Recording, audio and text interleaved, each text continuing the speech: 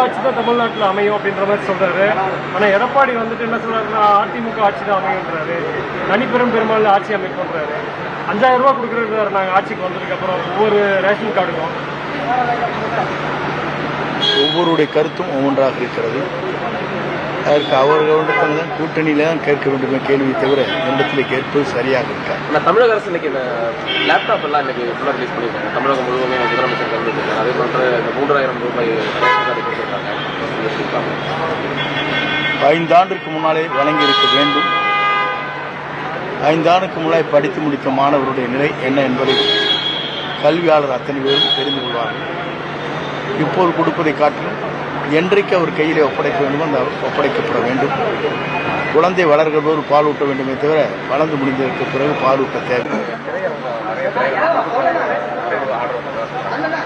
அதாவது பராசக்தி படத்தை நிறைய தேட்டரில் எடுக்க சொல்லி ஜனநாயகத்துக்கு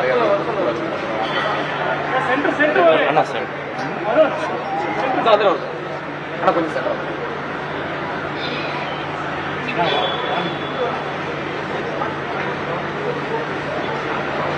பொதுவாக வளர்ந்து வருகிற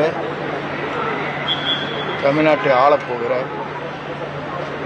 தமிழக வெற்றி கழகத்துடைய தலைவருடைய திரைப்படம் என்பது தமிழ்நாட்டில் என்று வெளியிடப்படும் என்று ஆவலோடு மக்கள் காத்துக் கொண்டிருக்கிற நேரத்தில் இதுபோன்ற தடைகள் ஏற்படுமானால் அதை ஏற்படுத்தக்கூடியவர்களுக்கு வலு சேர்க்காது. ஆகவே அப்படிப்பட்ட சூழல் எங்கே ஏற்பட்டாலும் அது வேதனைக்குரிய ஒன்றாக இருக்கும். மக்கள் அதை உண்மையிலேயே வளர்ந்து வருகிற வெற்றி பெறுகிற நாளை முதலமைச்சராக ஆகப்போகிற அவருடைய திரைப்படத்தை தடுப்பது என்பது சரியாக இருக்காது. அப்படி யாராவது எண்ணினால் அது அவர்களுக்கு பாதகமாக முடியும்.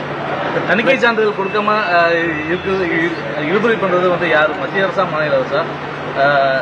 அது இல்லை, அது உங்களுக்கே தெரியும் யார் செய்கிறார் என்பதை நீங்களே புரிந்து கொள்ளலாம்.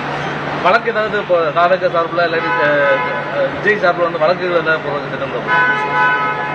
அதுபோன்ற என்னுடைய கவனத்துக்கு வரவில்லை. அதுபோன்ற நிலை இல்லை. ஈரோட்டில் நடந்த கூட்டத்தில் வந்து பிஜேபி கூட்டத்தில் வந்து பெரியாரை நீக்குவோம் அப்படின்னு சொல்லிட்டு முன்னாள் அதிமுக அமைச்சர்களை வச்சுட்டு பேசியிருக்காங்க. இது எப்படி பார்க்குறீங்க? ஈரோட்டில் நடந்தது பெரியாரை பற்றி பெரியாரை நீக்குவோம்னு சொல்லி பேசியிருக்காங்க. ஆனால் அதிமுக முன்னாள் அமைச்சர்கள் யாரும் ரியாக்ட் பண்ணல. எங்கே? ஈரோட்டில் யார் பேசுனாங்க? ஜி.கே. நாகராஜ் பேசியிருக்காங்க.